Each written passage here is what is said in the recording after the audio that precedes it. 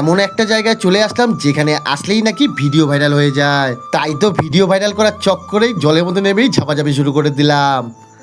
আজকে আমার চপের দোকান বন্ধ থাকাতেই টোটো নিয়ে সবাই মিলে চলে আসলাম সুন্দর একটি জায়গাতে। জায়গাটার নাম আমি ঠিক বলতে পারবো না, তবে জায়গাটা দেখে কিন্তু সত্যিই মনটা ভরে গেল। সেখানে গিয়ে দেখি একজন ভিডিও বানাচ্ছে এবং তিনি কিন্তু ফেসবুকে খুবই ভাইরাল। তারপর দেখি এক দাদা বড়শি দিয়ে কত বড় একটা লায়ন টিকা মাছ ধরেছে আর কিভাবে লাফাচ্ছে। এরপরে দেখি কত লোক ওইখানে নেমে কিন্তু চান করছে, আর আমরা বন্ধুরা ওই জিনিসটা দেখতে না পেরে সঙ্গে সঙ্গে কিন্তু জামা প্যান্ট খুলে চলে গেলাম চান করতে।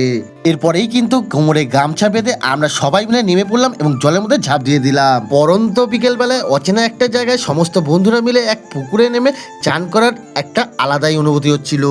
কেমন যেন গরিবের দিঘা দিঘা ফিলিংস আসছিল।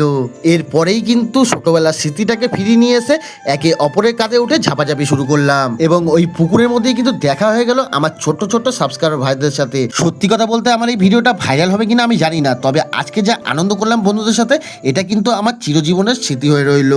এরপরেই কিন্তু বাড়ি ফেরার পথে সবাই মিলে এক জায়গায় টোটো দাঁড় করিয়ে রেখে চা আর বিস্কুট খেয়ে নিলাম।